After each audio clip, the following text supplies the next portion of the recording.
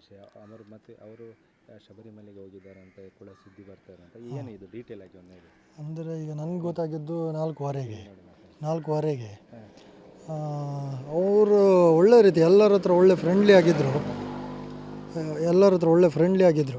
ಮತ್ತು ಆಕ್ಸಿಸ್ ಬ್ಯಾಂಕಲ್ಲಿ ಕೆಲಸ ಇತ್ತು, ಮತ್ತು ಯಾರು ಸುದ್ದಿಗೆ ಹೋಗೋದಲ್ಲ. ಒಳ್ಳೆ ರೀತಿಯಲ್ಲಿ ಎಲ್ಲರ ಹತ್ರ ಫ್ರೆಂಡ್ಶಿಪ್ಪಲ್ಲಿ ಎಲ್ಲ ಅವರಾಯಿತು, ಅವ್ರ ಕೆಲಸ ಆಯಿತು, ಅದೇ ಥರ ಇದ್ದವರು. ಯಾವ ಇದಕ್ಕಿಲ್ಲ. ಇದು ಯಾವುದಕ್ಕೆ ಗಲಾಟೆ ಆಗಿದೆ ಅಂತ ಮಾತ್ರ ವಿಷಯ ಗೊತ್ತಿಲ್ಲ. ಎಲ್ಲರೂ ಒಂದೇ ಟೀಮಲ್ಲಿ ಗಲಾಟೆ ಆಗಿರುವಂಥದ್ದು. ಇದೀಗ ಬೇರೆಯವರು ಬಂದು ಹೊಡೆದಿದ್ದು ಆಗಲ್ಲ.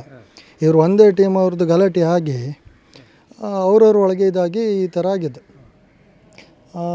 ಮತ್ತು ಅದೇ ನಿನ್ನೆ ಅವರು ಬೆಳಗ್ಗೆ ಬಂದು ಮಾಲೆ ಎಲ್ಲ ತೆಗೆದು ಮನೇಲಿದ್ದು ಮತ್ತು ಸಂಜೆ ಇವರು ಒಂದು ಪಾರ್ಟಿ ಮಾಡಲಿಕ್ಕೆ ಹೋಗಿದ್ದು.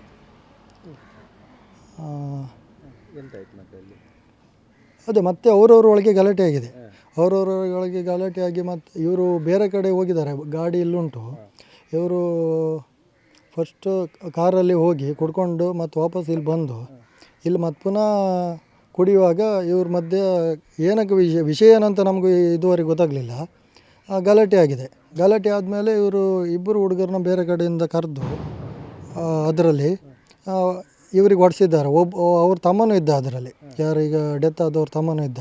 ಅವನು ಆಚೆ ಹೋಗಿ ಮತ್ತೆ ಅವರು ಅಣ್ಣ ಇವರು ಚೇತ ಮತ್ತು ಅವ್ರನ್ನೆಲ್ಲ ಕರ್ಕೊಂಡು ಬರುವಾಗ ಇವನು ಒಬ್ಬನೇ ಇಲ್ಲಿ ಬಿದ್ದುಕೊಂಡಿದ್ದಂತೆ.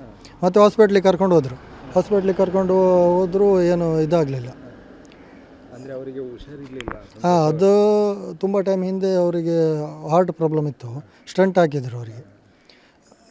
ಅದು ವಿಷಯ ಏನಂತ ಈಗ ಇದರಲ್ಲಿ ಗೊತ್ತಾಗಬೇಕಲ್ಲ, ಪೋಸ್ಟ್ ಮಾರ್ಟಮ್ ರಿಪೋರ್ಟಲ್ಲಿ ಇನ್ನು ಗೊತ್ತಾಗಬೇಕಷ್ಟೇ. ಆದರೆ ಇವರ ನಡುವೆ ಗಲಾಟೆ ಆಗಿದ್ದಂತೂ 100% ಹೌದು. ಇಲ್ಲ, ಇದು ಏನು ಗಲಾಟೆ ವಿಷಯನೇ ಇಲ್ಲ. ಯಾಕಂದ್ರೆ ಅವ ನಮ್ಮ ಜೊತೆಲೇ ಇರೋದಲ್ಲ. ಈ ಥರ ಗಲಾಟೆ ಅಥವಾ ಅದರಲ್ಲೆಲ್ಲ ಯಾವುದೂ ಇಲ್ಲ. ಅವನು ಯಾವಾಗಲೂ ನಮ್ಮ ಜೊತೆನೇ ಇರ್ತಿದ್ದ. ಆ ಥರ ಹುಡುಗನೇ ಅಲ್ಲ ಅವನು.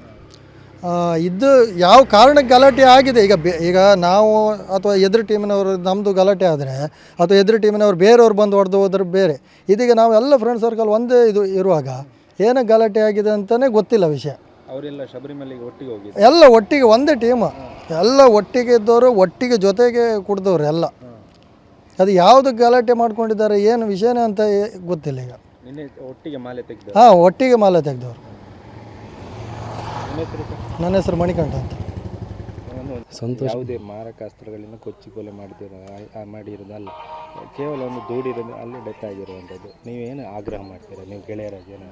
ಆಗ್ರಹ ಅಂದರೆ ನಾವೊಂದು 15 ವರ್ಷದಿಂದ ನಾನು ಅವನು ಕ್ಲೋಸ್ ಫ್ರೆಂಡು, ಒಂದು ಕಾಲೇಜಿಂದ. ಯಾವಾಗಲೂ ನಾವು ಎಲ್ಲೋದ್ರೂ ಒಟ್ಟಿಗೆ ತಿರ್ತಿರ್ತೀವಿ. ತುಂಬ ಅಂದರೆ ತುಂಬ ಇನ್ನಸೆಂಟ್ ಅವ. ಈಗ ಒಂದು ರೀಸೆಂಟ್ಲಿ ಅವನಿಗೆ ಹಾರ್ಟ್ ಪ್ರಾಬ್ಲಮ್ ಇತ್ತು, ಸ್ಟೆಂಟ್ ಸಹ ಹಾಕಿದ್ರು ಅವನಿಗೆ. ಅದರಿಂದ ಅವ ಸೈಲೆಂಟ್, ಎಲ್ಲಿಗೆ ಹೋಗಲ್ಲ ನೈಟ್ ಸಹ. ನಿನ್ನೆ ಅಚಾನಕ್ಕಾಗಿ ಏನು ಫ್ರೆಂಡ್ ಜೊತೆ ಪಾರ್ಟಿ ಮಾಡಿಕ್ಕೆ ಹೋಗಿದ್ದ. ಹೋಗಿ ಒಂದು 10:30-11 ಗಂಟೆ ಆಯಿತು. ಬರುವಾಗ ಇಲ್ಲೇ ಊಟ ಗೀಟ ಮಾಡಿಕೊಂಡು ಇಲ್ಲೇ ಅವ್ರ ಜೊತೆ ಇರೋರ ಜೊತೆ ಗಲಾಟೆ ಮಾಡಿಕೊಂಡು ಆ ಹುಡುಗ 4 ಜನ ಕರೆಸಿ ಇವನ ಮೇಲೆ ಹಲ್ಲೆ ಮಾಡಿ ಇವನಿಗೆ ಅಲ್ಲೇ ಜ್ಞಾನ ತಪ್ಪಿ ಬಿದ್ದು ಅಲ್ಲೇ ಡೆತ್ ಆಗಿಬಿಟ್ಟ ಸರ್. ತುಂಬ ಬೇಜಾರಾಗುತ್ತೆ. ಅವ್ನ ಸಾವಿಗಂತೂ ನ್ಯಾಯ ಸಿಗಲೇಬೇಕು ಸರ್. ದಯವಿಟ್ಟು ಅವನಿಗೊಂದು ನ್ಯಾಯ ಕೊಡಿಸಿ. ತುಂಬ ಸ್ಟೆಂಟ್ ಹಾಕಿದ ಮೇಲೆ ತುಂಬ ಹೊರಗಡೆ ಹೋಗಲ್ಲ, ತುಂಬ ಅಂದರೆ ತುಂಬ ಇನ್ನೋಸೆಂಟ್ ಆಗಿದ್ದವ. ನಾವು ಎಲ್ಲೋದ್ರೂ ಒಟ್ಟಿಗೆ ಇರ್ತಿತ್ತು, ಮತ್ತು ಯಾವುದು ಕೆಟ್ಟ ಕೆಲಸ ಮಾಡ್ತಿರಲಿಲ್ಲ. ಅವನದಾಯಿತು, ಅವ್ನ ಕೆಲಸ ಆಯಿತು. ಆ್ಯಕ್ಸಿಸ್ ಬ್ಯಾಂಕಲ್ಲಿ ಕೆಲಸ ಮಾಡ್ತಿದ್ದ ಅವನು. ತುಂಬ ಒಳ್ಳೆ ಹುಡುಗ ಸರ್. ರೀಸೆಂಟ್ಲಿ ಮನೆ ಕಟ್ಟಬೇಕಂತೆಲ್ಲ ಹೇಳ್ತಾ ಇದ್ದ. ಪಾಪ ಅವರು ತಂದೆ ಮತ್ತು ತಾಯಿ, ಅವರು ಚಿಕ್ಕಮ್ಮ ಯಾರು ಇರೋದಷ್ಟೇ ಮನೆಯಲ್ಲಿ. ಪಾಪ ಅವ್ರ ಮನೆ ಒಂದು ಬ್ಯಾಕ್ ಬೋನ್ ಆಗಿದ್ದ ಅವನು. ಈಗ ಅವ್ರ ಮನೆಗೂ ಪ್ರಾಬ್ಲಮ್ ಆಯಿತು. ದಯವಿಟ್ಟು ಅವರಿಗೊಂದು ನ್ಯಾಯ ಕೊಡಿಸಿ ಅಂತ ನಾನು ಕೇಳ್ತೀನಿ ಸರ್.